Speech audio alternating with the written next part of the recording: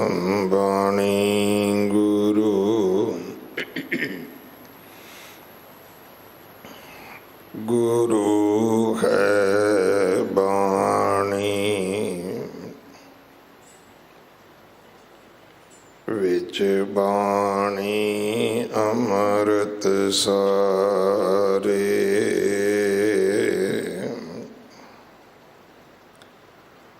ਗੁਰ ਬਾਣੀ ਕਹੈ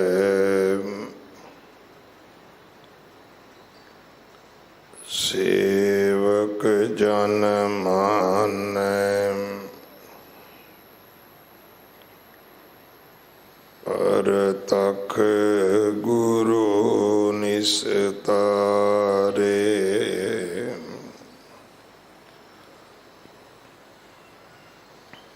ਬਾਣੀ ਬਿਰਲੋ ਵਿਚਾਰਸੀ,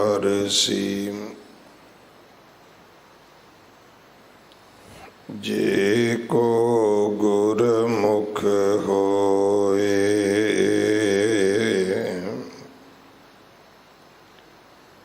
ਇਹ ਬਾਣੀ ਮਹਾਂਪੁਰਖ ਕੀ, ਨਿਜ ਘਰ ਵਾਸਾ ਹੋਏ।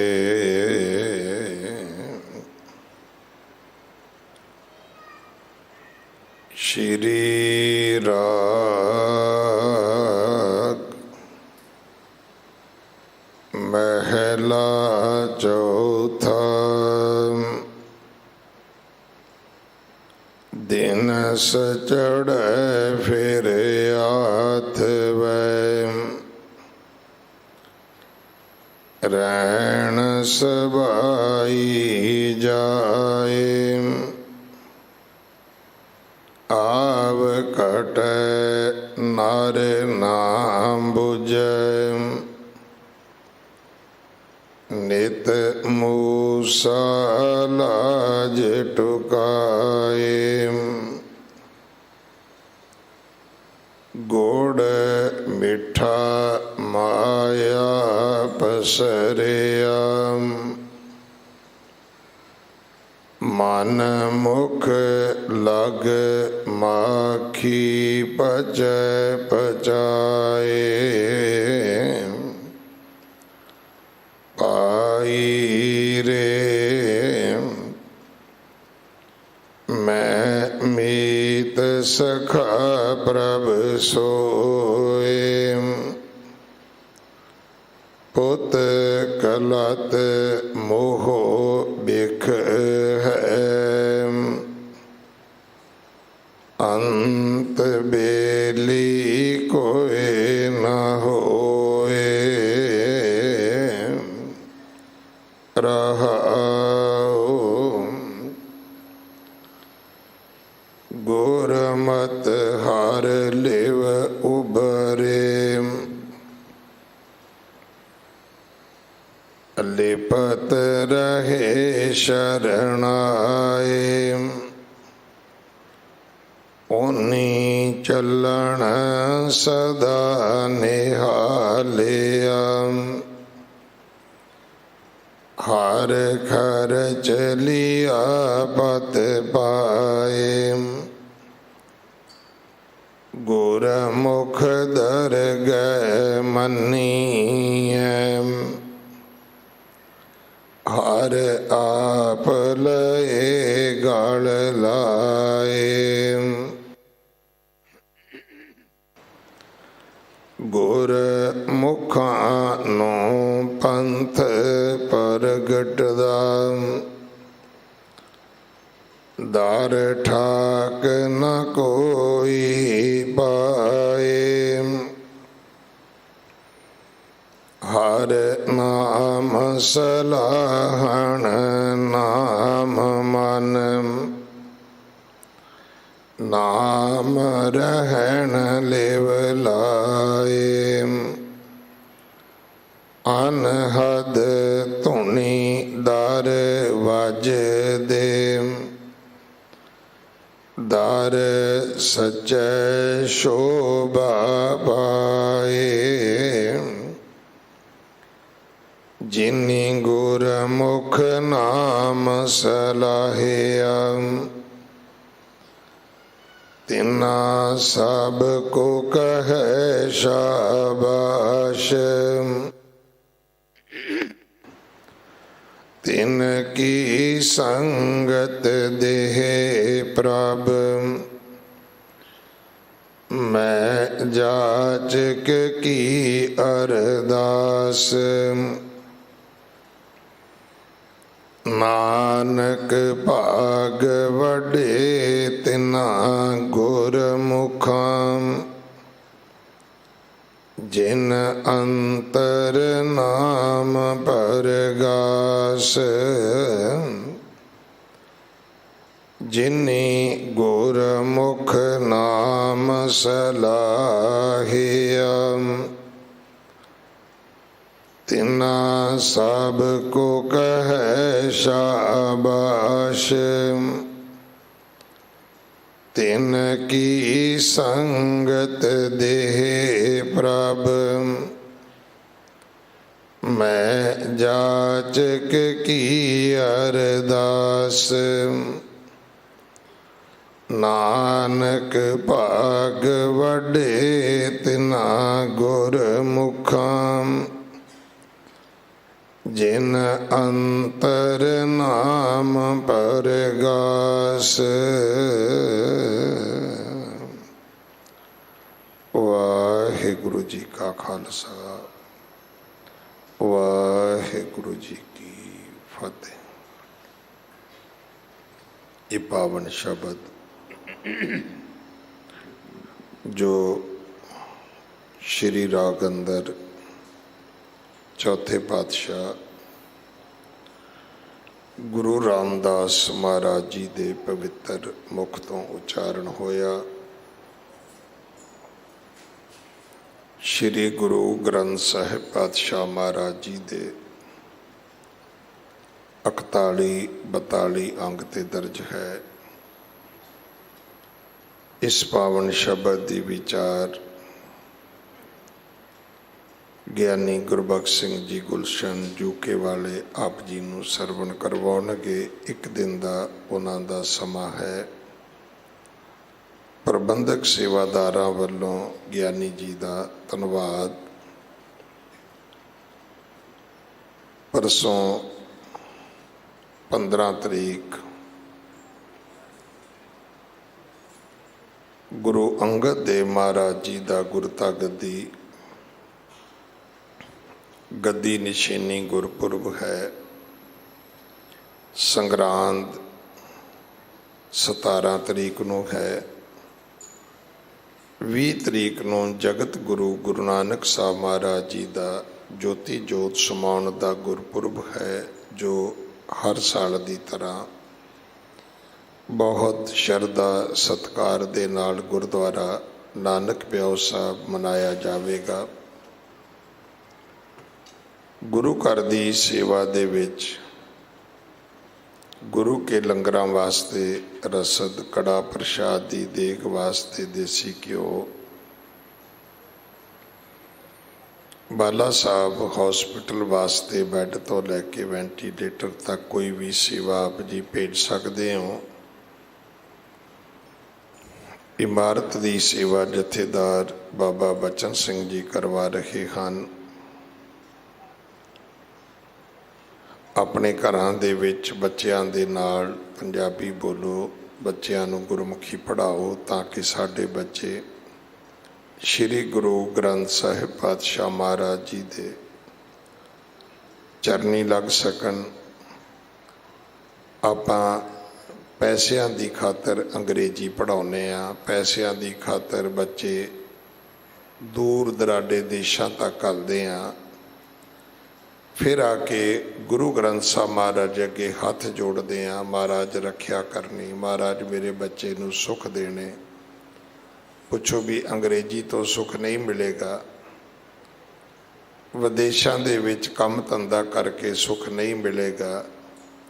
ਤੇ ਜੇ ਇੰਨੀ ਕੁ ਗੱਲ ਤੁਹਾਨੂੰ ਪਤਾ ਹੈ ਕਿ ਸੁੱਖ ਗੁਰੂ ਗ੍ਰੰਥ ਸਾਹਿਬ ਮਹਾਰਾਜ ਅੱਗੇ ਹੱਥ ਜੋੜਿਆਂ ਮਿਲਣੇ ਨੇ, ਮੱਥਾ ਟੇਕਿਆ ਮਿਲਣੇ ਨੇ, ਤੇ ਇੰਨੀ ਕੁ ਗੱਲ ਆਪਣੇ ਬੱਚਿਆਂ ਨੂੰ ਵੀ ਸਮਝਾ ਦਿਓ। ਕਿਉਂ ਦੁਸ਼ਮਣ ਬਣੇ ਆਪਣੇ ਬੱਚਿਆਂ ਦੇ? ਆਪਾਂ ਬੱਚਿਆਂ ਨੂੰ ਅੰਗਰੇਜ਼ੀ ਪੜ੍ਹਾ ਰਹੇ ਹਾਂ, ਆਪ ਗੁਰੂ ਗ੍ਰੰਥ ਸਾਹਿਬ ਮਹਾਰਾਜ ਅੱਗੇ ਹੱਥ ਜੋੜ ਰਹੇ ਹਾਂ। ਬੱਚਿਆਂ ਨੂੰ ਵੀ ਦੱਸ ਦਿਓ ਵੀ ਪੁੱਤਰ ਅੰਗਰੇਜ਼ੀ ਵੀ ਪੜ੍ਹੋ, ਕੰਮ ਧੰਦਾ ਵੀ ਕਰੋ, ਪਰ ਹੱਥ ਇੱਥੇ ਹੀ ਜੋੜਿਓ ਜੇ, ਸੁੱਖ ਇੱਥੋਂ ਹੀ ਮਿਲਣੇ ਨੇ।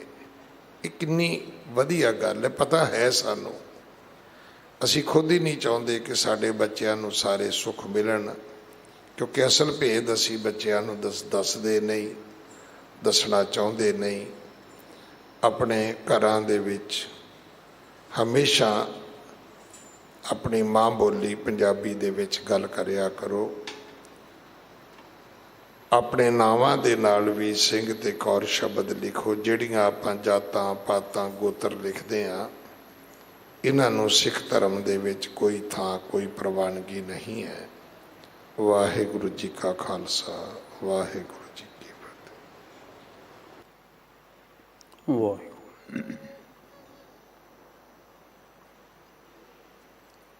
ਮੀਤ ਸਖਾ ਪ੍ਰਭ ਸੋਏ, ਮੈਂ ਮੀਤ ਸਖਾ ਪ੍ਰਭ ਸੋਏ, ਮੈਂ ਮੀਤ ਸਖਾ ਪ੍ਰਭ।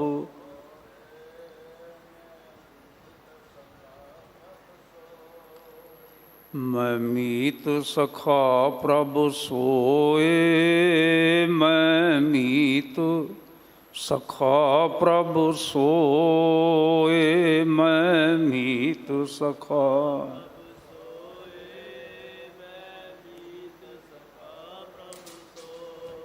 ਮੇਰੇ ਮਨ, ਮੇਰੇ ਮਨ,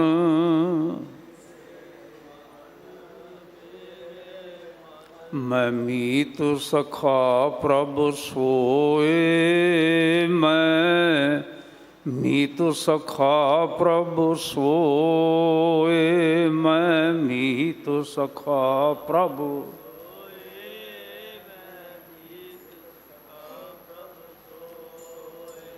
ਪੁੱਤ ਕੁਲਤ ਮੋਹ ਬਿਖ ਹੈ, ਅੰਤ ਬੇਲੀ ਕੋਏ ਨਾ ਹੋਏ, ਅੰਤ ਬੇਲੀ ਕੋਏ ਨਾ ਹੋਏ, ਅੰਤ ਬੇਲੀ ਕੋਏ ਨਾ।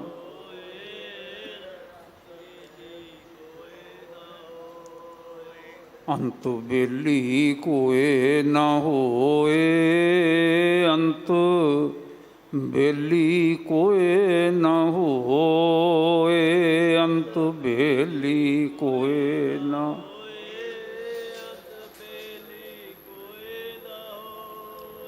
ਭਾਈ ਰੇ ਵਾਹਿਗੁਰੂ, ਭਾਈ ਰੇ ਮੈਂ ਮੀਤ ਸਖਾ ਪ੍ਰਭ ਸੋਏ। ਕਿਮਾ ਕਰਨਾ ਸੰਗਤ ਜੀਓ, ਗੁਰੂ ਪਾਤਸ਼ਾਹ ਜੀ ਦੇ ਪਾਵਨ ਚਰਨਾਂ ਵਿੱਚ ਆਣ ਜੁੜ ਬੈਠੇ ਹੋ। ਬਹੁਤ ਭਲੇ ਹੋ। ਬਾਲਾ ਪ੍ਰੀਤਮ ਸਤਿਗੁਰਾਂ ਦੀ ਗੋਦ ਵਿੱਚ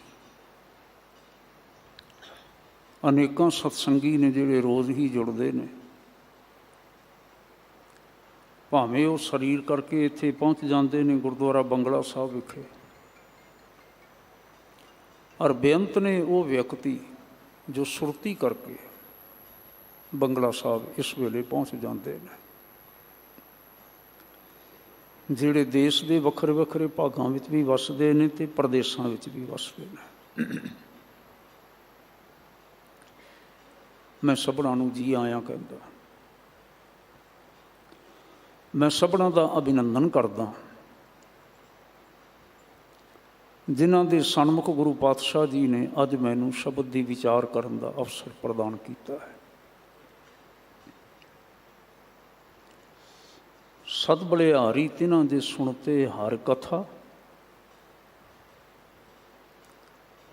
ਜੇ ਸੁਣਤੇ ਹਰ ਕਥਾ ਸਦ ਬਲਿਹਾਰੀ ਤਿਨਾਂ, ਪੂਰੇ ਤੇ ਪ੍ਰਧਾਨ ਨਿਵਾਵੇਂ ਪ੍ਰਭ ਮੱਥਾ। ਭਲੇ ਨੇ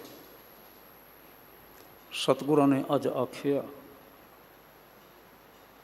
ਪਾਵਨ ਸ਼੍ਰੀ ਮੁਖ ਵਾਕ ਜੋ ਅੰਮ੍ਰਿਤ ਵੇਲੇ ਸਾਨੂੰ ਆਇਆ, ਹਉ ਬਲਿਹਾਰੀ ਤਿੰਨ ਕੋ जो गुरमुख सिखा, जो हरि नाम ते आए दे तिन दर्शन पिखा। सुन कीर्तन हरि गुण रमा, हर जस मन लिखा। हरि नाम सलाही रंग स्यों सब किरबिख कृखा।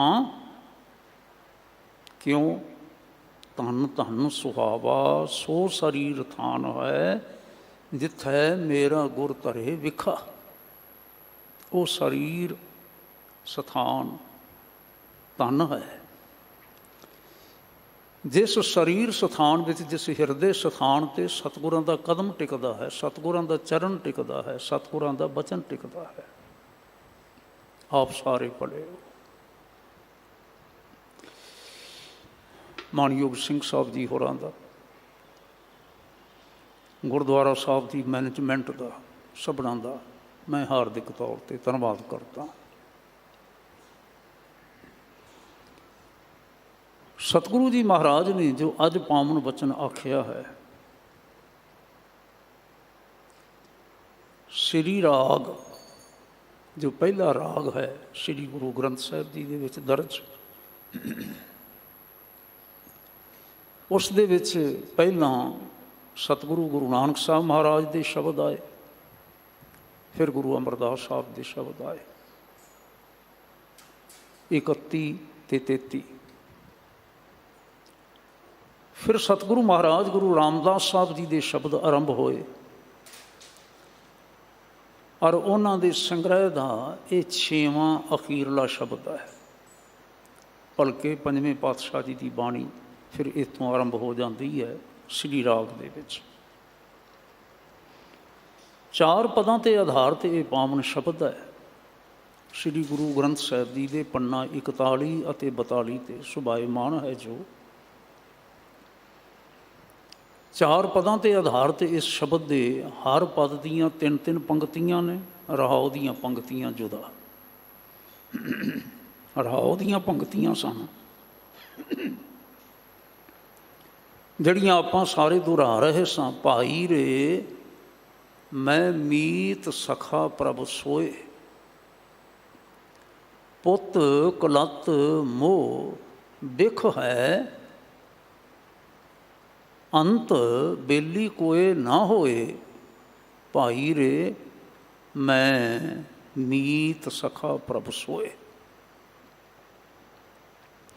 शब्द का केंद्री भाव है, ऐसा ही विचारवान विद्वान सज्जन सानू दसिया करते हैं। सतगुरु महाराज गुरु रामदास साहब अपने जीवन के बाबत ये गल कर रहे हैं। अपना जीवन का अनुभव साड़ी झोली विच पा रहे हैं, जां अपना जीवन अनुभव जिहड़ा है साड़ी झोली विच पाउंदियां पाउंदियां सानू भी इत्थे लियाउणा चाहुंदे ने। तुसीं भी सारे इउं समझो, जीवन दे विच वो घड़ी आ जावे जरूर, वो पल आ जावे जरूर कि तुसीं इस अवस्था नूं मान सको।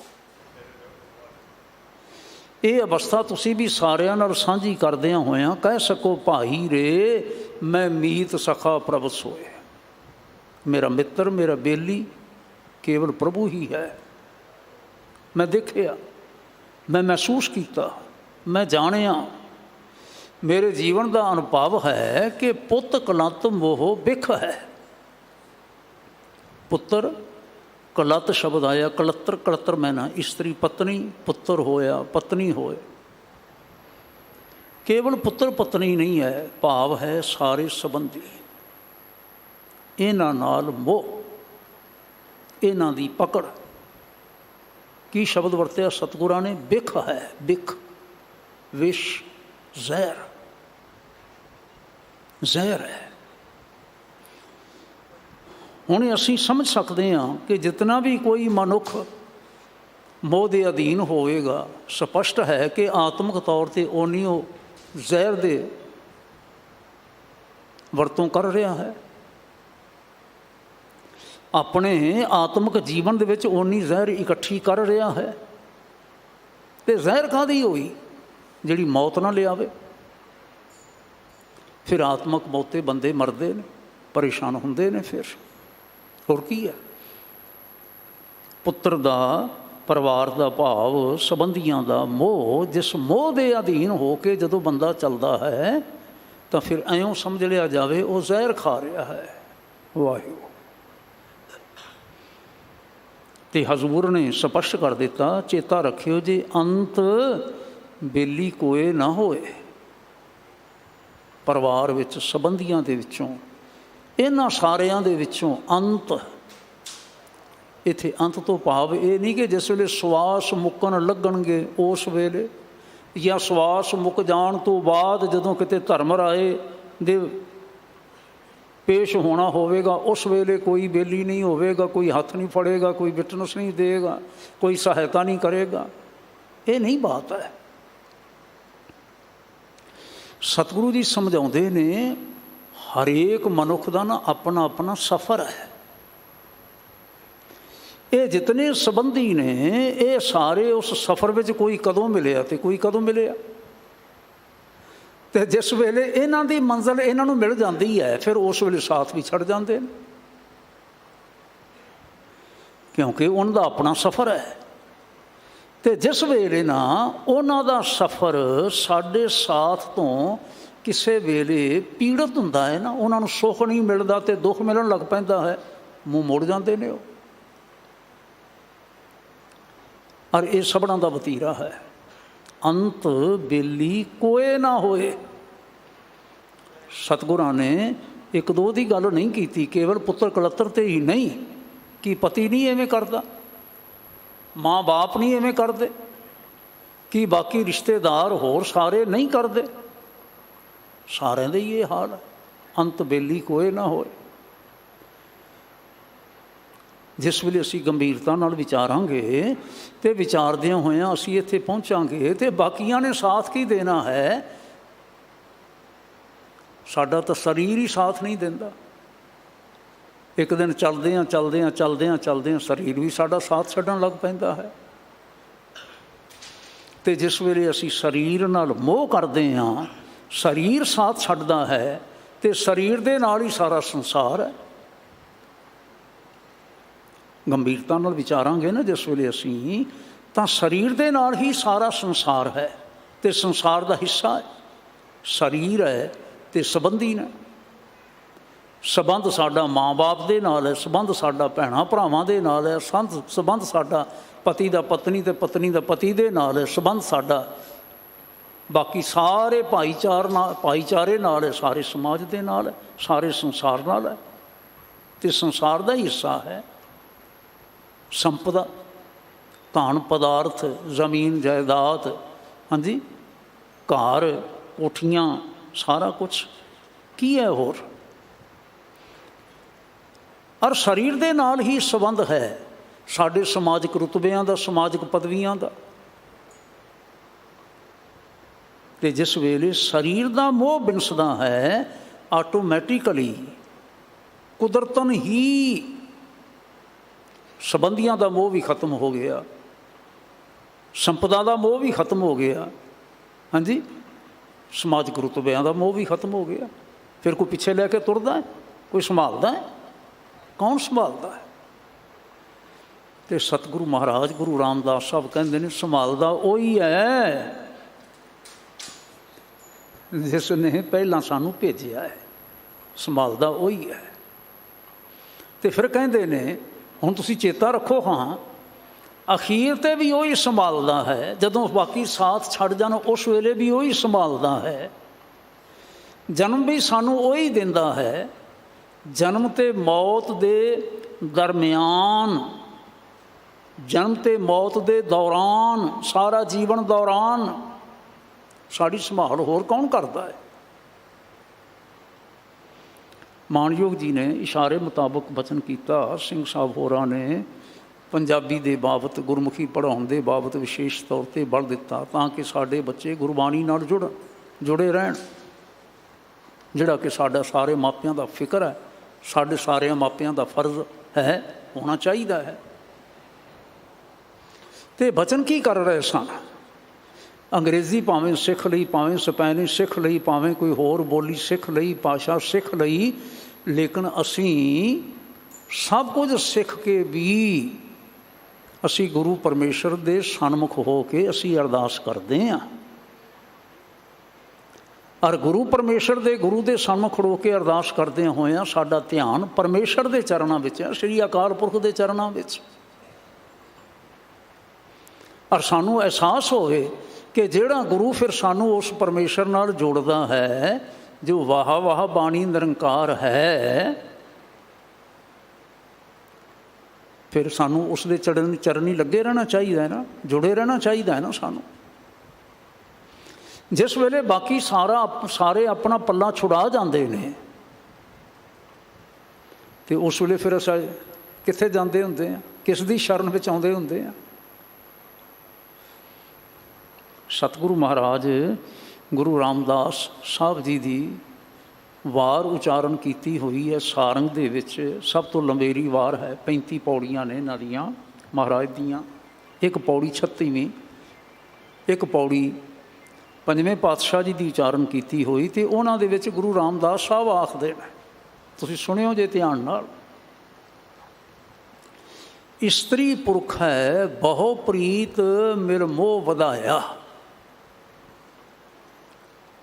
ਪਤਨੀ ਅਤੇ ਪੁਰਖ ਦੋਹਾਂ ਦੀ ਪ੍ਰੀਤ ਮੋਹ ਦਾ ਵਾਧਾ ਹੋਇਆ, ਸੰਤਾਨ ਆ ਗਈ।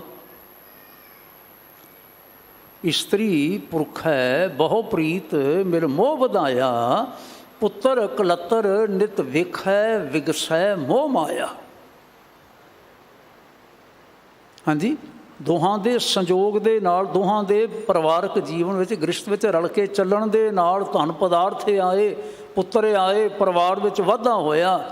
ਮਨੁੱਖ ਵੇਖਦਾ ਹੈ, ਮਰਦ ਵੇਖਦਾ ਹੈ ਅਤੇ ਖੁਸ਼ ਹੁੰਦਾ ਹੈ, ਮੇਰੀ ਪਤਨੀ, ਮੇਰੇ ਪੁੱਤਰ, ਮੇਰਾ ਘਰ, ਮੇਰਾ ਆ, ਮੇਰਾ ਉਹ, ਜੋ ਕਿ ਹੈ। ਪਰ ਨਾ ਸਤਿਗੁਰੂ ਮਹਾਰਾਜ ਜਿਸ ਪੁਆਇੰਟ ਦਾ ਧਿਆਨ ਦੀ ਵਾਰ ਹੈ ਨਾ, ਉੱਥੇ ਧਿਆਨ ਰੱਖਣਾ ਮੋਹ ਵਧਾਇਆ। ਅਤੇ ਜਿਸ ਵੇਲੇ ਮੋਹ ਪੁੱਗਦਾ ਨਹੀਂ ਹੁੰਦਾ ਫਿਰ ਤੁਰ ਪੈਂਦਾ, ਘਰ-ਬਾਰ ਛੱਡ ਕੇ, ਬੱਚਿਆਂ ਬਿਲਕਦਿਆਂ ਨੂੰ ਛੱਡ ਕੇ, ਰੋਂਦਿਆਂ ਮਾਪਿਆਂ ਨੂੰ ਛੱਡ ਕੇ ਫਿਰ ਤੁਰ ਪੈਂਦਾ, ਮੈਂ ਬਈ ਚੱਲਿਆ ਪ੍ਰਦੇਸ਼। ਹੁਣ ਤਾਂ ਬੜੇ ਬੜੇ ਤਜਰਬੇ ਸਾਡੇ ਸਾਹਮਣੇ ਆ ਰਹੇ ਨੇ ਨਾ। ਮਾਪੇ ਵੀ ਕਿੱਲਾ ਕਿੱਲਾ ਜ਼ਮੀਨ ਵੇਚ ਕੇ ਜਦੋਂ ਬੱਚੇ ਨੂੰ ਜਹਾਜ਼ੇ ਚਾੜ੍ਹਦੇ ਨੇ ਅਤੇ ਰੋਂਦੇ ਨੇ ਫਿਰ, ਅਤੇ ਜਾਣ ਵਾਲਾ ਵੀ ਰੋਂਦਾ ਹੈ। ਅਤੇ ਦੋਵਾਂ ਦੇ ਵਿੱਚ ਗੱਲ ਕਿਹੜੀ ਹੁੰਦੀ ਹੈ? ਇੱਕ ਸਾਂਝੀ, ਇੱਥੇ ਗੁਜ਼ਾਰਾ ਨਹੀਂ ਹੁੰਦਾ, ਉੱਥੇ ਧਨ ਚੋਖਾ ਮਿਲ ਜਾਂਦਾ ਹੈ। ਅਤੇ ਸਤਿਗੁਰੂ ਮਹਾਰਾਜ ਗੁਰੂ ਰਾਮਦਾਸ ਸਾਹਿਬ ਸੱਚੇ ਪਾਤਸ਼ਾਹ ਜੀ ਸਦੀਆਂ ਪਹਿਲਾਂ ਬਚਨ ਕਰਦੇ ਨੇ, ਕਹਿੰਦੇ ਨੇ, ਦੇਸ਼ ਪਰਦੇਸ ਧਨ ਚੁਰਾਏ ਆਨ ਮੋਹ ਪਾਇਆ। ਦੇਸ਼ਾਂ ਪ੍ਰਦੇਸ਼ਾਂ ਵਿੱਚ ਜਾ ਕੇ ਨਾ ਮੇਰਾ ਕਿਰਤ ਹੀ ਨਹੀਂ ਕਰਦਾ, ਫਿਰ ਠੱਗੀਆਂ ਵੀ ਮਾਰਦਾ ਹੈ। ਧਨ ਚੁਰਾਏ ਅਤੇ ਚੁਰਾ ਕੇ ਧਨ ਆਣ ਦੇ ਅਣਾਣੇ ਨੂੰ ਸਿਹਾਰੀ ਹੈ, ਲਿਆ ਕੇ ਮੋਹ ਪਾਇਆ। ਆਪਣੀ ਪਤਨੀ ਦੇ, ਆਪਣੇ ਬੱਚਿਆਂ ਦੇ, ਆਪਣੇ ਮਾਪਿਆਂ ਦੇ ਮੂੰਹ ਵਿੱਚ ਫਿਰ ਪਾਉਂਦਾ ਹੈ, ਲਓ ਖਾਓ ਤੁਸੀਂ। ਅਤੇ ਸਤਿਗੁਰੂ ਮਹਾਰਾਜ ਕਹਿੰਦੇ ਨੇ, ਦੇਖੋ ਮੋਹ ਦਾ ਮਾਰਿਆ ਹੋਇਆ ਇੱਥੇ ਵੀ ਰੁਲਦਾ ਰਿਹਾ ਅਤੇ ਪ੍ਰਦੇਸ਼ਾਂ ਵਿੱਚ ਗਿਆ ਵੀ ਰੁਲਦਾ ਰਿਹਾ, ਚੋਰੀਆਂ ਠੱਗੀਆਂ ਦੇ ਨਾਲ। ਅਤੇ ਜਿਨ੍ਹਾਂ ਨੂੰ ਚੋਰੀ ਦਾ, ਠੱਗੀ ਦਾ ਮਾਲ ਖਵਾਉਂਦਾ ਰਿਹਾ, ਉਹਨਾਂ ਨੂੰ ਪਤਾ ਨਹੀਂ ਇਹ ਕਿੰਨਾ ਕੁ ਧਰਮ ਦੇ ਨਾਲ ਕਮਾ ਕੇ ਲਿਆਇਆ, ਕਿੰਨੀ ਕੁ ਇਹਦੀ ਦਸਾਂ ਨੌਵਾਂ ਦੀ ਕਮਾਈ ਹੈ, ਕਿਤਨੀ ਕੁ ਸੱਚ ਧਰਮ ਦੀ ਬਾਤ ਹੈ। ਕਹਿੰਦੇ ਨੇ ਗੁਰੂ ਰਾਮਦਾਸ ਸਾਹਿਬ, ਨਤੀਜਾ ਇਹ ਨਿਕਲਦਾ ਹੈ, ਅੰਤ ਹੋਵੇ ਵੈਰ ਵਿਰੋਧ ਕੋ ਸਕੈ ਨਾ ਛਡਾਇਆ। ਆਪਣਿਆਂ ਨਾਲ ਹੀ ਫਿਰ ਵੈਰ ਵਿਰੋਧ ਪੈਦਾ ਹੋ ਜਾਂਦਾ ਹੈ। ਹੁਣ ਉਹਨਾਂ ਕੋਲ ਉਹਨਾਂ ਤਾਂ ਨਹੀਂ ਨਾ ਕੁਝ ਰਹਿ ਸਕਦਾ ਹੁੰਦਾ, ਕਿਉਂਕਿ ਉਹਨਾਂ ਨੂੰ ਸਭ ਕੁਝ ਪਤਾ ਹੈ। ਅੰਤ ਹੋਵੇ ਵੈਰ ਵਿਰੋਧ ਕੋ ਸਕੈ ਨਾ ਛਡਾਇਆ, ਨਾਨਕ ਵਿਣ ਨਾਮੈ ਤ੍ਰਿਗ ਮੋਹ ਜਿਤ ਲਗ ਦੁਖ ਪਾਇਆ। ਸਤਿਗੁਰੂ ਗੁਰੂ ਰਾਮਦਾਸ ਪਾਤਸ਼ਾਹ ਮਹਾਰਾਜ ਕਹਿੰਦੇ ਨੇ, ਕਰਤਾਰ ਨੂੰ ਛੱਡ ਕੇ, ਰੱਬੀ ਗੁਣਾਂ ਨੂੰ ਛੱਡ ਕੇ, ਰੱਬੀ ਸਿਫਤ ਸਲਾਹ ਨੂੰ ਛੱਡ ਕੇ ਚੰਗੇ ਪਾਸੇ ਤੁਰਨ ਦੀ ਬਜਾਏ ਮੋਹ ਦੇ ਨਾਲ ਚੰਬੜ ਕੇ ਰਹਿ ਗਿਆ। ਘਰ ਵੀ ਛੱਡਿਆ ਅਤੇ ਬਾਹਰ ਪ੍ਰਦੇਸ਼ਾਂ ਵਿੱਚ ਵੀ ਖੁਆਰ ਹੁੰਦਾ ਰਿਹਾ। ਅਤੇ ਅੰਤ ਨੂੰ ਕੀ ਹੋਇਆ? ਜਿਤ ਲਗ ਦੁੱਖ ਪਾਇਆ। ਤੇ ਜਿਸ ਦੇ ਨਾਲ ਜੁੜ ਕੇ, ਜਿਸ ਦੇ ਕਾਰਨ ਕਰਕੇ ਦੁਖੀ ਹੋਇਆ, ਐਸਾ ਮੋਹ ਠੀਕ ਹੈ। ਵਿਣ ਨਾਮ ਹੈ ਧ੍ਰਿਗ ਮੋਹ, ਲਾਹਣਤ ਹੈ ਐਸੇ ਮੋਹ। ਇੱਥੇ ਹੁਣ ਇੱਕ ਗੱਲ ਜ਼ਰੂਰ ਧਿਆਨ ਰੱਖਣੀ, ਜਜ਼ਬੇ ਸਾਰੇ ਪਵਿੱਤਰ ਨੇ। ਜਿੱਥੋਂ ਕਾਮ ਬਣਦਾ ਨਾ, ਜਿਸ ਨੂੰ ਫਿਰ ਬਾਅਦ ਵਿੱਚ ਕਾਮ ਆਖਿਆ ਜਾਂਦਾ ਹੈ, ਉਹ ਜਜ਼ਬਾ ਵੀ ਬਹੁਤ ਜ਼ਰੂਰੀ ਹੈ ਸੰਸਾਰ ਉਤਪਤੀ ਦੇ ਵਾਸਤੇ। ਲੇਕਿਨ ਜਿਸ ਵੇਲੇ ਸੰਤੁਲਨ ਵਿਗੜ ਜਾਂਦਾ ਹੈ ਤੇ ਫਿਰ ਕਾਮ ਬਣ ਜਾਂਦਾ ਹੈ। ਇਸੇ ਤਰ੍ਹਾਂ ਕ੍ਰੋਧ, ਇਸੇ ਤਰ੍ਹਾਂ ਲੋਭ, ਔਰ ਇਸੇ ਤਰ੍ਹਾਂ ਮੋਹ। ਕਰਤਾਰ ਨੇ, ਵਾਹਿਗੁਰੂ ਨੇ, ਜਿਸ ਨੇ ਸਾਨੂੰ ਜੀਅ ਦਿੱਤੇ ਨੇ, ਉਹਨਾਂ ਜੀਆਂ ਨਾਲ ਪਿਆਰ ਕਰਨਾ, ਉਹਨਾਂ ਜੀਆਂ ਦੀ ਸੰਭਾਲ ਕਰਨੀ। ਜਿਸ ਮਾਂ ਬਾਪ ਨੇ ਸਾਨੂੰ ਜਨਮ ਦਿੱਤਾ ਹੈ, ਉਹਨਾਂ ਮਾਪਿਆਂ ਦੀ ਸੰਭਾਲ ਕਰਨੀ ਤਾਂ ਕੋਈ ਭੁੱਲ ਨਹੀਂ ਹੈ ਨਾ। ਉਹ ਤਾਂ ਨਹੀਂ ਕੁਛ ਭੁੱਲਣਾ। ਜਾਂ ਸੰਸਾਰ ਦੇ ਵਿੱਚ ਰਹਿੰਦਿਆਂ ਹੋਇਆਂ ਸਾਨੂੰ ਸਮਾਜਿਕ ਰੁਤਬੇ ਨਹੀਂ ਚਾਹੀਦੇ ਹੁੰਦੇ, ਸਾਨੂੰ ਚਾਹੀਦੇ ਹੁੰਦੇ ਨੇ। ਸੰਸਾਰ ਵਿੱਚ ਚੱਲਣ ਵਾਸਤੇ ਸੰਪਦਾ ਨਹੀਂ ਚਾਹੀਦੀ, ਉਹ ਵੀ ਚਾਹੀਦੀ ਹੁੰਦੀ ਹੈ। ਸੰਗਤ ਜੀਓ, ਮੈਂ ਹੱਥ ਜੋੜ ਕੇ ਬੇਨਤੀ ਕਰਦਾ, ਇਹ ਨਖੇੜਾ ਕਰ ਸਕਣਾ ਹਰ ਮਨੁੱਖ ਦੇ ਆਪਣੇ ਵੱਸ ਦੀ ਗੱਲ ਹੈ। ਆਪ ਹੀ ਨਖੇੜਾ ਕਰ ਸਕਦਾ ਹੈ ਕਿ ਮੇਰੀ ਜ਼ਰੂਰਤ ਕੀ ਹੈ ਤੇ ਮੇਰੀ ਜ਼ਰੂਰਤ ਕੀ ਨਹੀਂ ਹੈ। ਕੋਈ ਸ਼ਾਇਦ ਦੂਸਰਾ ਇਹ ਨਖੇੜਾ ਨਹੀਂ ਕਰ ਸਕਦਾ।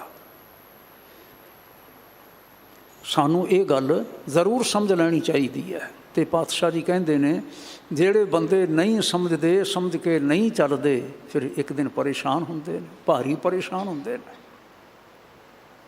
ਭੱਟਾਂ ਨੇ ਸਿਰ ਨਿਵਾਇਆ ਸਤਿਗੁਰੂ ਗੁਰੂ ਰਾਮਦਾਸ ਪਾਤਸ਼ਾਹ ਜੀ ਦੇ ਚਰਨਾਂ ਦੇ ਵਿੱਚ, ਅਤੇ ਸਭ ਤੋਂ ਪਹਿਲਾ ਬਚਨ ਕੀਤਾ, ਮੋਹ ਮਲ ਵਿਵਸ ਕੀਓ, ਕਾਮ ਗਹਿ ਕੇਸ ਪਛਾੜਿਓ। ਸਭ ਤੋਂ ਪਹਿਲਾਂ ਮੋਹ ਮਲ ਵਿਵਸ ਕੀਓ, ਮੋਹ ਨੂੰ ਮਲ ਕੇ ਤੇ ਵਿਵਸ ਕਰ ਦਿੱਤਾ ਹੈ ਗੁਰੂ ਰਾਮਦਾਸ ਪਾਤਸ਼ਾਹ ਨੇ। ਕਿਹੜੇ ਮੋਹ ਨੂੰ?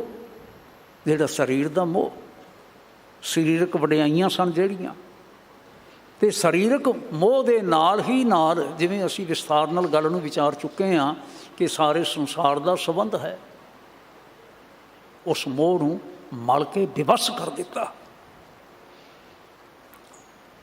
ਜਿਸ ਵੇਲੇ ਵਿਵਸ ਕਰ ਦਿੱਤਾ, ਤੇ ਫਿਰ ਸਤਿਗੁਰੂ ਮਹਾਰਾਜ ਦਾ ਆਖਿਆ ਹੋਇਆ ਬਚਨ ਸਾਨੂੰ ਸਮਝ ਵਿੱਚ ਆਉਂਦਾ ਹੈ, ਭਾਈ ਰੇ ਮੈਂ ਮੀਤ ਸਖਾ ਪ੍ਰਭ ਸੋਏ।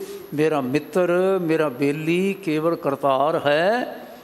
ਉਸ ਤੋਂ ਬਿਨਾਂ ਚੇਤਾ ਰੱਖਿਓ, ਜੇ ਪੁੱਤ ਕਲੱਤ ਮੋਹ ਬਿਖ ਹੈ, ਅੰਤ ਬੇਲੀ ਕੋਏ ਨਾ ਹੋਏ।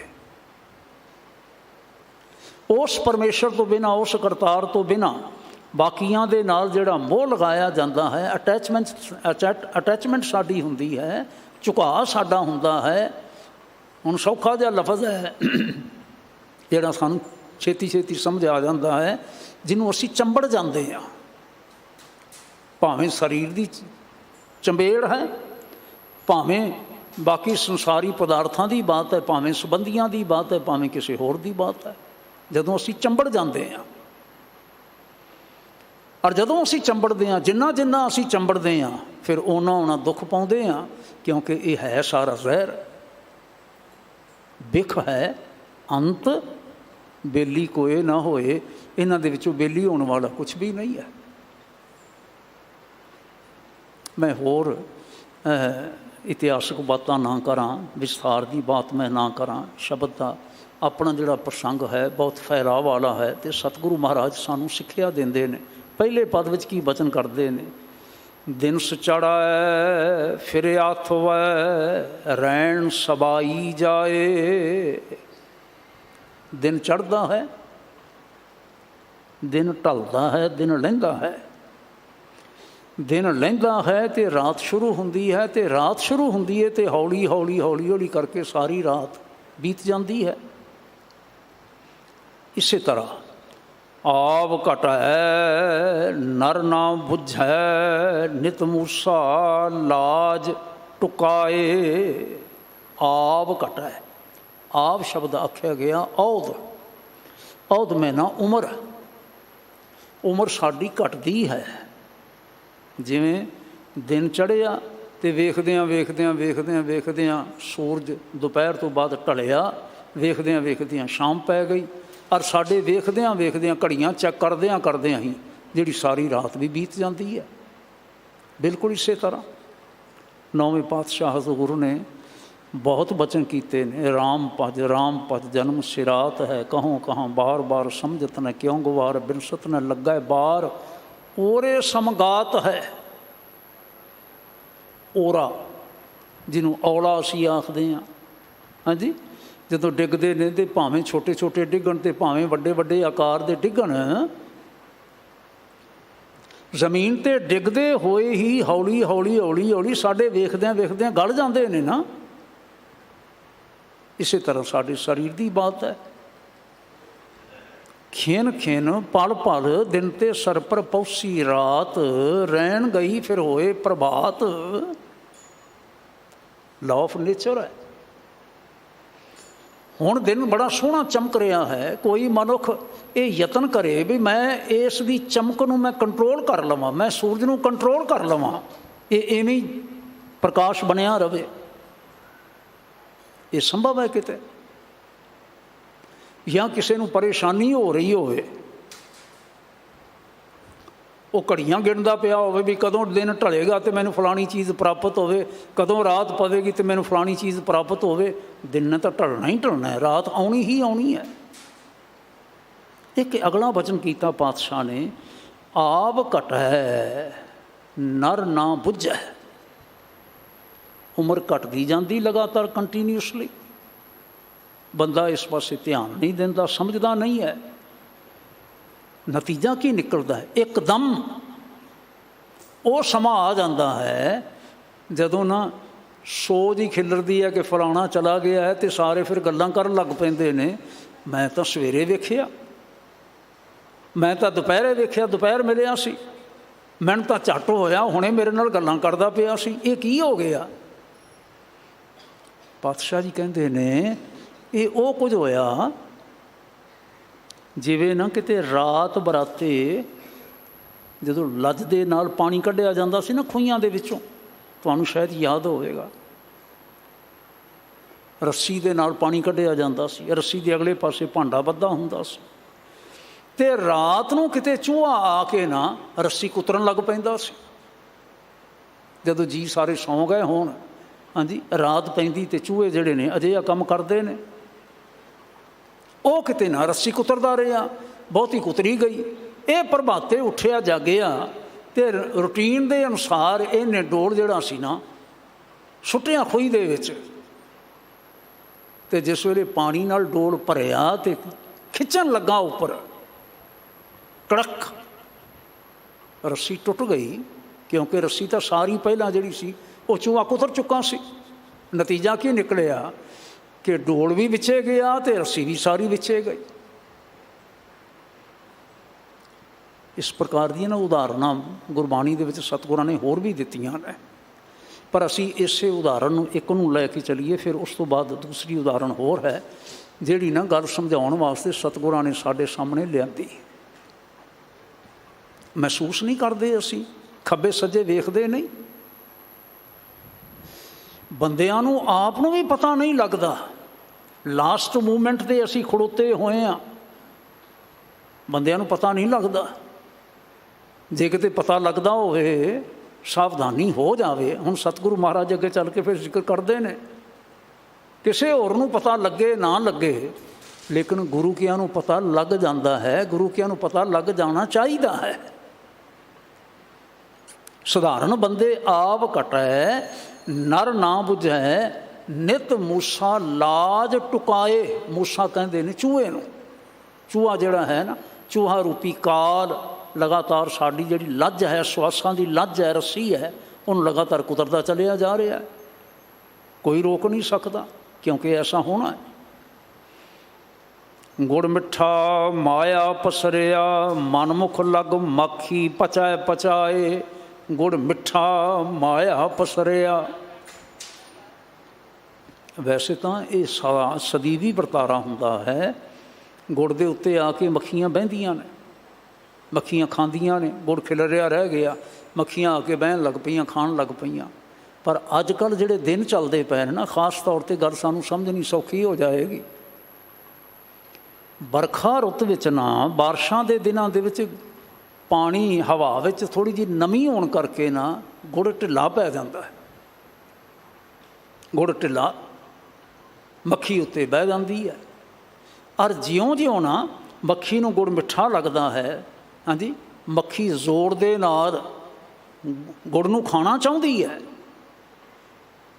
ਬੇਧਿਆਨੀ ਨਾਲ ਜ਼ੋਰ ਲਾ ਲਾ ਕੇ ਗੁੜ ਖਾਂਦੀ ਹੈ ਅਤੇ ਉਸ ਦੇ ਜਿਹੜੇ ਪੈਰ ਨੇ, ਲੱਤਾਂ ਨੇ, ਉਹ ਢਿੱਲੇ ਗੁੜ ਦੇ ਵਿੱਚ ਫਸ ਜਾਂਦੀਆਂ ਨੇ।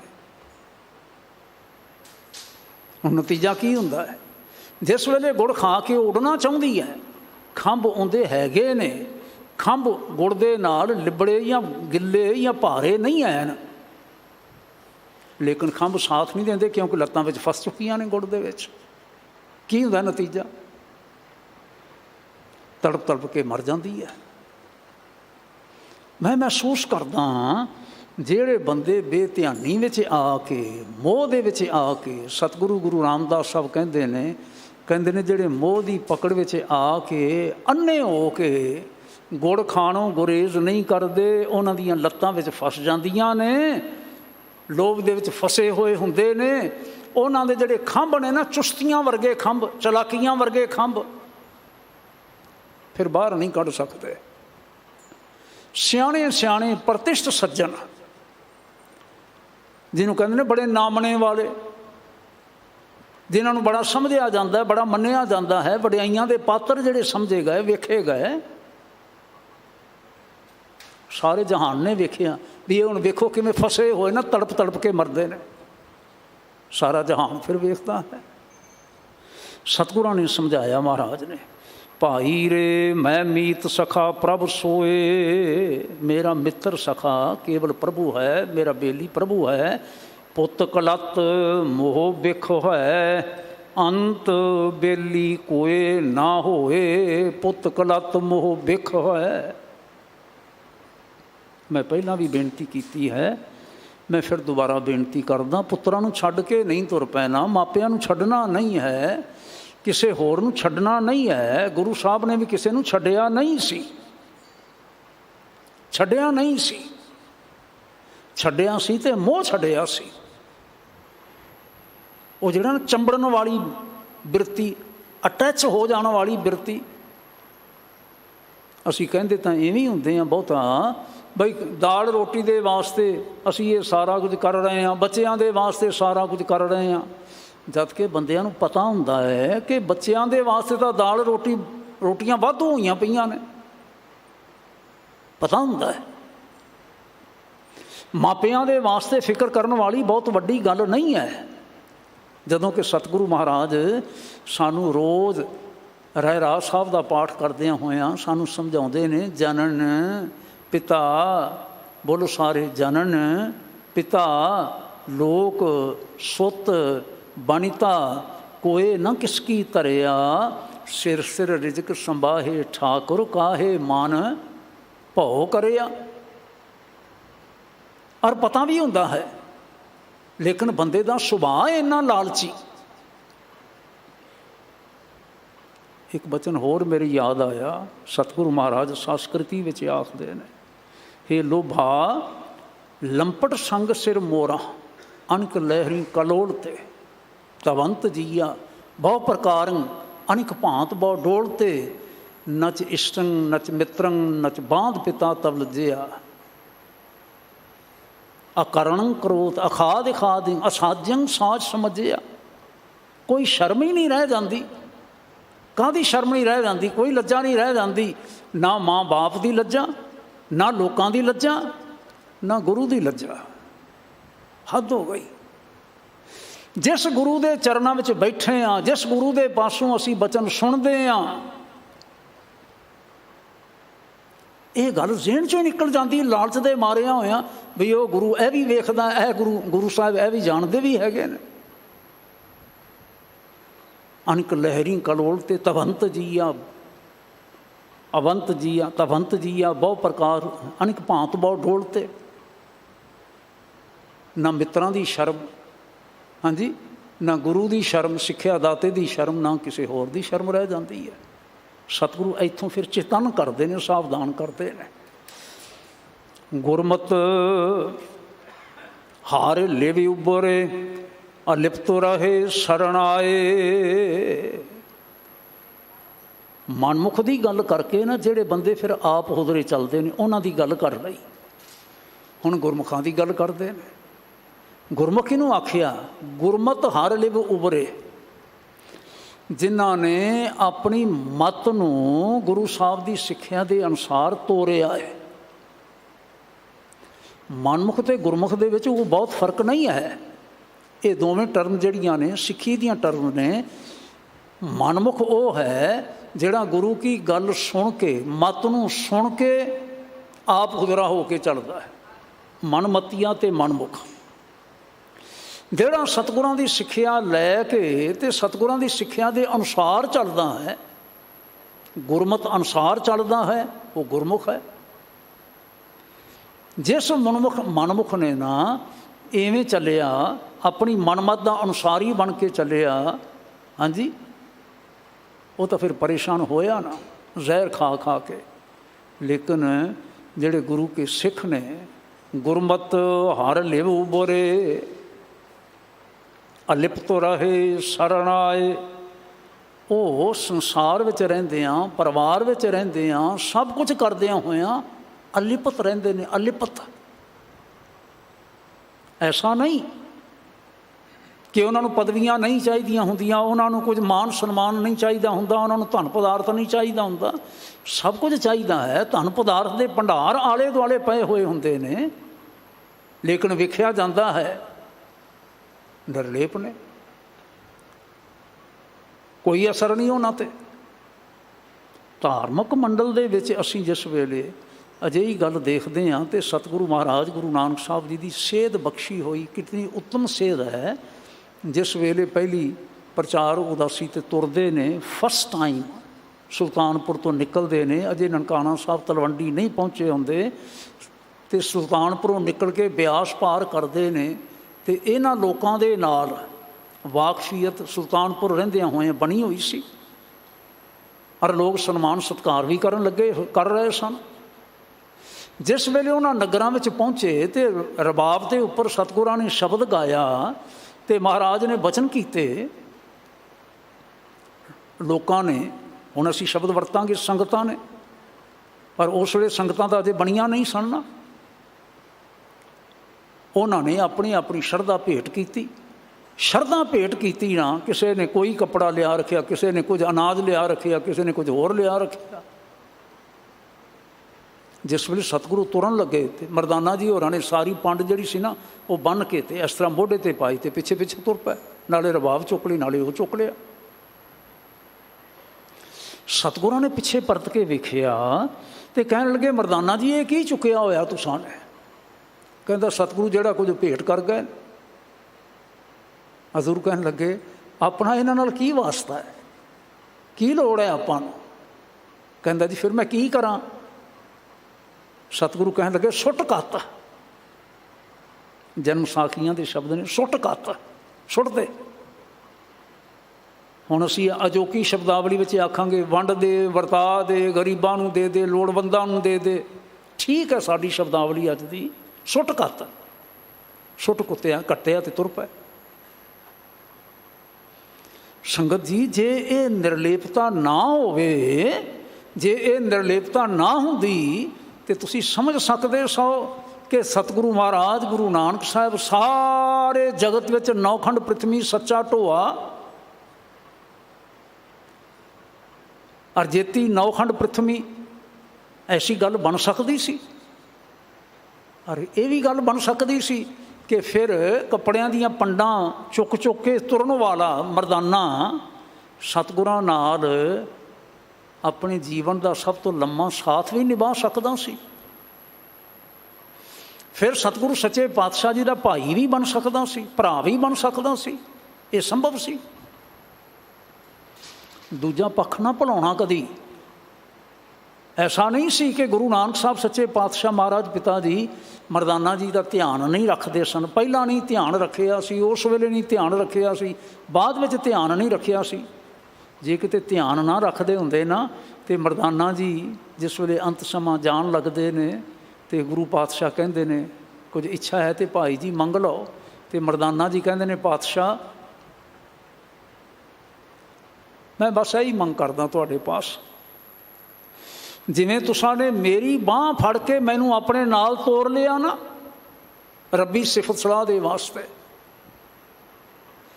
ਮੇਰੇ ਪੁੱਤਰ ਦੀ ਵੀ ਬਾਂਹ ਐਵੇਂ ਫੜ ਲਿਆ ਜੇ। ਇਹ ਮੇਰਾ ਸ਼ਹਿਜ਼ਾਦਾ ਵੀ ਤੁਹਾਡਾ ਸ਼ਹਿਜ਼ਾਦਾ ਹੈ।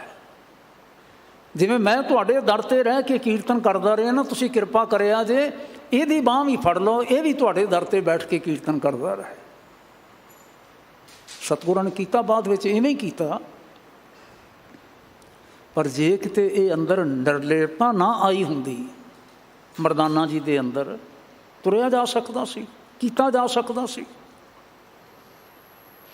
ਔਰ ਕੋਈ ਇਤਿਹਾਸ ਵਿੱਚ ਨਹੀਂ ਲਿਖੇਗਾ ਕਿ ਗੁਰੂ ਨਾਨਕ ਸਾਹਿਬ ਸੱਚੇ ਪਾਤਸ਼ਾਹ ਜੀ ਦੇ ਨਾਲ ਤੁਰ ਕੇ ਤੇ ਮਰਦਾਨੇ ਦਾ ਪਰਿਵਾਰ ਟੱਬਰ ਭੁੱਖਾ ਮਰਦਾ ਰਿਹਾ। ਤੁਸੀਂ ਸੁਣਿਆ ਕਦੀ?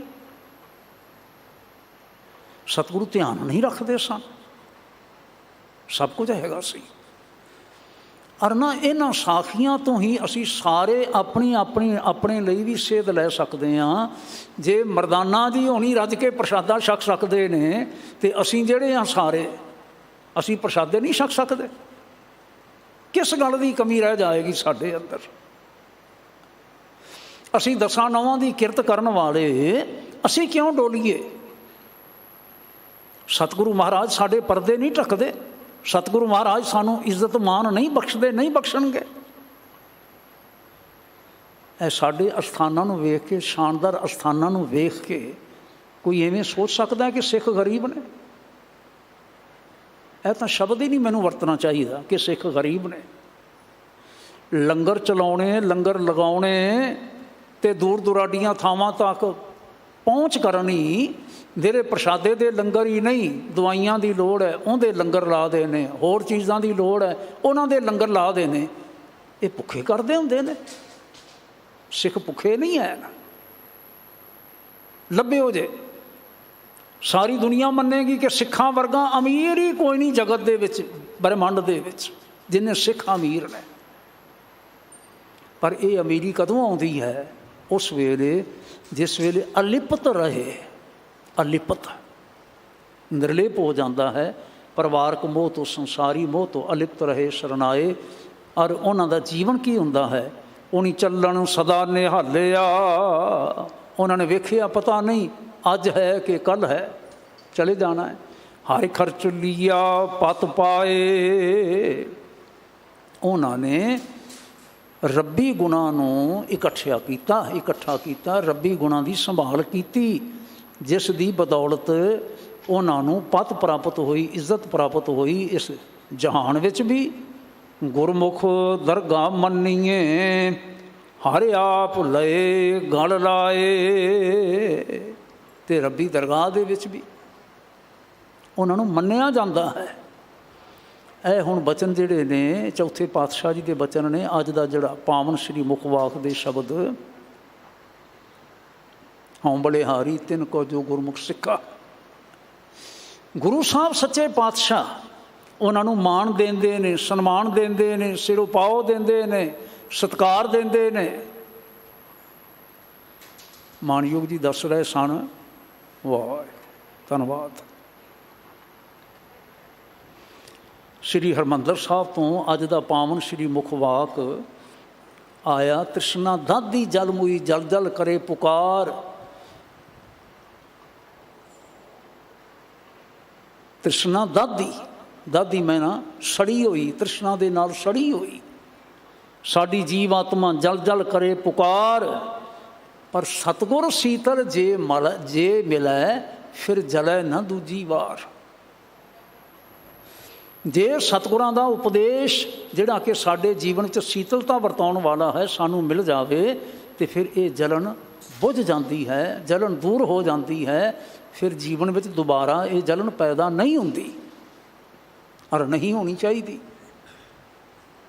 ਮੈਂ ਸੈਕੰਡ ਟਾਈਮ ਦੁਹਰਾਉਣ ਲੱਗਾ ਕਿ ਸਤਿਗੁਰੂ ਮਹਾਰਾਜ ਗੁਰੂ ਰਾਮਦਾਸ ਸਾਹਿਬ ਆਪਣਾ ਜੀਵਨ ਅਨੁਭਵ ਸਾਡੇ ਨਾਲ ਸਾਂਝਾ ਕਰਦੇ ਨੇ, ਔਰ ਨਾਲ ਇਹ ਚਾਹੁੰਦੇ ਨੇ ਕਿ ਜੈਸਾ ਜੀਵਨ ਸਾਡਾ ਹੈ ਵੈਸਾ ਜੀਵਨ ਹੀ ਸ਼ਬਦ ਨਾਲ ਜੁੜ ਕੇ ਗੁਰੂ ਕੇ ਸਿੱਖਾਂ ਦਾ ਹੋ ਜਾਏ। ਸਿੱਖ ਵੀ ਇਹ ਸਮਝਣ ਅੰਤ ਬੇਲੀ ਕੋਏ ਨਾ ਹੋਏ, ਸਿੱਖ ਵੀ ਸਮਝਣ ਜਿਵੇਂ ਸਾਨੂੰ ਨਿਰਲੇਪਤਾ ਕਰਤਾਰ ਨੇ ਬਖਸ਼ੀ, ਜਿਸ ਨਿਰਲੇਪਤਾ ਦੀ ਬਦੌਲਤ ਸਿੱਖੀ ਅਤੇ ਸੰਗਤੀ ਪਾਰ ਬ੍ਰਹਮ ਕਰ ਨਮਸਕਾਰਿਆ। ਹਾਂਜੀ, ਸੱਤਾ ਜੀ ਜਦੋਂ ਆਖਦੇ ਨੇ ਅਟਲ ਅੜ ਅਥਾ ਅਤੋਲ ਤੂੰ ਤੇਰਾ ਅੰਤ ਨਾ ਪਾਰਾ ਵਾਰਿਆ। ਕਦੀ ਬੰਦੇ ਵੀ ਅਟਲ ਹੁੰਦੇ ਨੇ, ਬੰਦੇ ਵੀ ਕਦੀ ਅਥਾ ਹੁੰਦੇ ਨੇ, ਬੰਦੇ ਵੀ ਕਦੀ ਅਤੋਲ ਜਾਂ ਅਡੋਲ ਹੁੰਦੇ ਨੇ, ਲੇਕਿਨ ਬੰਦਾ ਤਦ ਹੀ ਨਹੀਂ ਹੁੰਦਾ ਨਾ ਜੇ ਬੰਦੇ ਦੀ ਸੀਮਾ ਵਿੱਚ ਰਹੇ। ਤਾਂ ਜੇ ਵਾਹਿਗੁਰੂ ਜੀ ਦੀ ਸੀਮਾ ਵਿੱਚ ਚਲਾ ਗਿਆ ਫਿਰ ਤਾਂ ਅਸੀਮ ਹੋ ਗਿਆ, ਵਾਹਿਗੁਰੂ ਜੀ ਦੇ ਗੁਣਾਂ ਦਾ ਵਾਲਾ ਹੋ ਗਿਆ ਫਿਰ ਤਾਂ। ਇਵੇਂ ਸਤਿਗੁਰੂ ਸਾਡੇ ਬਾਬਤ ਚਾਹੁੰਦੇ ਨੇ, ਕਹਿੰਦੇ ਨੇ ਗੁਰਮੁਖਾਂ ਨੂੰ ਪੰਥ ਪ੍ਰਗਟਾ ਦਰ ਠਾਕ ਨਾ ਕੋਈ ਪਾਏ। ਹੋਰ ਕਿਸੇ ਨੂੰ ਭਾਵੇਂ ਸਮਝ ਆਵੇ ਭਾਵੇਂ ਨਾ ਸਮਝ ਆਵੇ, ਪਰ ਗੁਰੂ ਕਿਆਂ ਦੇ ਵਾਸਤੇ ਤਾਂ ਇਹ ਮਾਰਗ ਸਪਸ਼ਟ ਹੈ, ਪ੍ਰਗਟਾ ਸਪਸ਼ਟ ਹੈ, ਦਿਸਦਾ ਪਿਆ ਹੈ, ਕੋਈ ਰਸਤੇ ਵਿੱਚ ਰੁਕਾਵਟ ਨਹੀਂ। ਗੁਰਮੁਖ ਦਰਗਾ ਮੰਨੀਏ, ਹਾਂ ਹਰ ਨਾਮ ਸਲਾਹਨ ਨਾਮ ਮਨ ਨਾਮ ਰਹਿਣ ਲਿਵ ਲਾਏ। ਜਿਹੜੇ ਗੁਰਮੁਖ ਨੇ ਇਹ ਰੱਬੀ ਗੁਣਾਂ ਦੇ ਨਾਲ ਜੁੜੇ ਹੁੰਦੇ ਨੇ, ਰੱਬੀ ਗੁਣਾਂ ਨੂੰ ਹਿਰਦੇ ਵਿੱਚ ਧਾਰਨ ਕਰਦੇ ਨੇ, ਰੱਬੀ ਗੁਣਾਂ ਨੂੰ ਹਮੇਸ਼ਾ ਚੇਤੇ ਰੱਖਦੇ ਨੇ, ਰੱਬੀ ਗੁਣਾਂ ਦੇ ਧਾਰਨੀ ਹੋ ਕੇ ਜੀਵਨ ਵਿੱਚ ਚੱਲਦੇ ਨੇ। ਅਨਹਦ ਧੁਨੀ ਦਰ ਵੱਜਦੇ ਦਰ ਸੱਚਾ ਸੋਭਾ ਪਾਏ। ਔਰ ਉਹਨਾਂ ਦੇ ਜੀਵਨ ਵਿੱਚ ਹਰ ਵੇਲੇ ਬਹਿੰਦਿਆਂ ਉੱਠਦਿਆਂ ਇਹ ਜਿਹੜੇ ਰੱਬੀ ਗੁਣ ਨੇ ਨਾ, ਉਹਨਾਂ ਦੀ ਧੁਨੀ ਵੱਜਦੀ ਰਹਿੰਦੀ ਹੈ। ਧੁਨੀ ਵੱਜਣ ਤੋਂ ਭਾਵ ਹੈ ਹਰ ਵੇਲੇ ਚੇਤੇ ਰਹਿੰਦੇ ਨੇ, ਜਿਸ ਦੀ ਬਦੌਲਤ ਇਹ ਆਪ ਫਿਰ ਲੋਭ ਤੇ ਮੋਹ ਤੋਂ ਬਚੇ ਰਹਿੰਦੇ ਨੇ। ਅੰਤ ਵਿੱਚ ਆ ਕੇ ਆਖਿਆ ਸਾਹਿਬ ਜੀ ਨੇ, ਜਿਨੀ ਗੁਰਮੁਖ ਨਾਮ ਸਲਾਹਿਆ ਤਿਨਾ ਸਭ ਕੋ ਕਹੈ ਸਾਬਾਸ। ਜਿਨ੍ਹਾਂ ਨੇ ਸਤਿਗੁਰੂ ਸੱਚੇ ਪਾਤਸ਼ਾਹ ਜੀ ਦੀ ਮੱਤ ਨੂੰ ਧਾਰਨ ਕੀਤਾ, ਤਿਨਾ ਸਭ ਕੋ ਕਹੈ ਸ਼ਾਬਾਸ਼। ਸਾਰਾ ਜਹਾਨ ਉਹਨਾਂ ਨੂੰ ਸ਼ਾਬਾਸ਼ ਕਹਿੰਦਾ ਹੈ, ਸਾਰਾ ਜਹਾਨ। ਤੇ ਫਿਰ ਕਹਿੰਦੇ ਨੇ ਤਿਨ ਕੀ ਸੰਗਤ ਦੇ ਪ੍ਰਭ ਮੈਂ ਜਾਚਕ ਕੀ ਅਰਦਾਸ। ਇਹ ਪਾਤਸ਼ਾਹ ਜੀ, ਵਾਹਿਗੁਰੂ ਜੀ, ਮੈਂ ਤੁਹਾਡੇ ਦਰ 'ਤੇ ਜਾਚਕ ਨਾਮ ਹੈ ਮੰਗਤੇ ਦਾ, ਮੰਗਤਾ ਬਣ ਕੇ ਮੈਂ ਅਰਦਾਸ ਕਰਦਾ। ਤਿਨ ਕੀ ਸੰਗਤ ਦੇ ਪ੍ਰਭ, ਜਿਹੜੇ ਆਪ ਮਾਇਆ ਦੇ ਮੋਹ ਤੋਂ, ਸੰਸਾਰ ਦੇ ਮੋਹ ਤੋਂ ਉੱਚੇ ਉੱਠ ਗਏ ਨੇ, ਜਿਨ੍ਹਾਂ ਨੂੰ ਮਿਲਿਆ ਕੇਵਲ ਤੁਹਾਡਾ ਨਾਮ ਹੀ ਚਿੱਤ ਆਉਂਦਾ ਹੈ। ਸਈ ਪਿਆਰੇ ਮੇਲ ਜਿਨ੍ਹਾਂ ਮਿਲਿਆ ਤੇਰਾ ਨਾਮ ਚਿੱਤ ਆਵੇ, ਉਹਨਾਂ ਦੀ ਸੰਗਤ ਬਖਸ਼ੋ। ਨਾਨਕ ਭਾਗ ਵੱਡੇ ਤਿਨਾਂ ਗੁਰਮੁਖਾਂ ਜਿਨੇ ਅੰਤਰ ਨਾਮ ਪ੍ਰਗਾਸ। ਨਾਨਕ ਭਾਗ ਵੱਡੇ ਤਿਨਾਂ ਗੁਰਮੁਖਾਂ, ਉਹਨਾਂ ਗੁਰਮੁਖਾਂ ਦੇ ਵੱਡੇ ਭਾਗ ਨੇ। ਕਿਹਨਾਂ ਦੇ? ਜਿਨੇ ਅੰਤਰ ਨਾਮ ਪ੍ਰਗਾਸ, ਜਿਨ੍ਹਾਂ ਦੇ ਹਿਰਦੇ ਦੇ ਵਿੱਚ ਵਾਹਿਗੁਰੂ ਜੀ ਦੇ ਸ੍ਰੇਸ਼ਟ ਗੁਣਾਂ ਦਾ ਪ੍ਰਕਾਸ਼ ਹੋ ਗਿਆ। ਇਹੀ ਗੁਰੂ ਨਾਨਕ ਸਾਹਿਬ ਸੱਚੇ ਪਾਤਸ਼ਾਹ ਨੇ ਸਾਡੇ ਜੀਵਨ ਦੇ ਵਿੱਚ ਕੀਤਾ ਹੈ। ਜਿਹੜੀ ਮੈਂ ਸਿੱਖਾਂ ਦੇ ਅਮੀਰ ਹੋਣ ਵਾਲੀ ਗੱਲ ਆਖੀ ਹੈ, ਕਾਹਦੀ ਅਮੀਰੀ ਹੈ ਸਿੱਖਾਂ ਦੇ ਕੋਲ? ਕਿਵੇਂ ਨੇ ਗੁਰੂ ਕੇ ਸਿੱਖ ਅਮੀਰ? ਕਿਵੇਂ ਨੇ ਗੁਰੂ ਕੇ ਲੰਗਰ ਚਲਾਉਣ ਵਾਲੇ ਸਿੱਖ? ਕਿਵੇਂ ਬਣਦੇ ਨੇ? ਇਹਨਾਂ ਦੇ ਕੋਲ ਹੋਰ ਕੁਛ ਨਹੀਂ ਹੈ।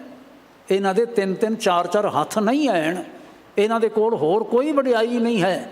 ਇਹਨਾਂ ਦੇ ਕੋਲ ਇੱਕ ਵਡਿਆਈ ਹੈ ਕਿ ਇਹਨਾਂ ਦੀ ਝੋਲੀ ਦੇ ਵਿੱਚ ਗੁਰੂ ਕਾ ਸ਼ਬਦ ਹੈ। ਅੰਤਰ ਨਾਮ ਪ੍ਰਗਾਸ। ਔਰ ਨਾਮ ਪ੍ਰਕਾਸ਼ ਦੀ ਬਦੌਲਤ ਹੀ ਗੁਰੂ ਰਾਮਦਾਸ ਸਾਹਿਬ ਸੱਚੇ ਪਾਤਸ਼ਾਹ ਚਾਹੁੰਦੇ ਨੇ ਤੁਸੀਂ ਮੇਰੇ ਨਾਲ ਆਓ, ਮੇਰੀ ਥਾਂ 'ਤੇ ਖੜੋ, ਮੇਰੇ ਨਾਲ ਖੜੋ। ਜਿਵੇਂ ਮੈਂ ਬੋਲਦਾ ਹਾਂ ਇਵੇਂ ਤੁਸੀਂ ਵੀ ਆਖੋ, ਤੁਸੀਂ ਵੀ ਬੋਲੋ। ਭਾਈ ਰੇ ਮੀਤ ਸਖਾ ਪ੍ਰਭ ਸੋਏ, ਮੈਂ ਮੀਤ ਸਖਾ ਪ੍ਰਭ ਸੋਏ, ਮੈਂ ਮੀਤ ਸਖਾ ਪ੍ਰਭ। ਔਰ ਪੁੱਤ ਕਲਤ ਮੋਹ ਬਿਖ ਹੈ, अंत बेली कोय ना होए, अंत बेली कोय ना होए, अंत बेली कोय ना। वाह,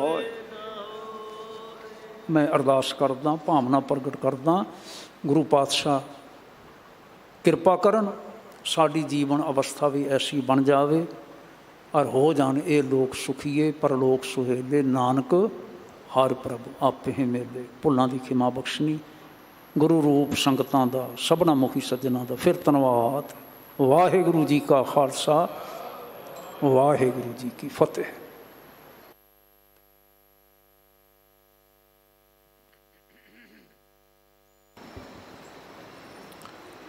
राम कली मह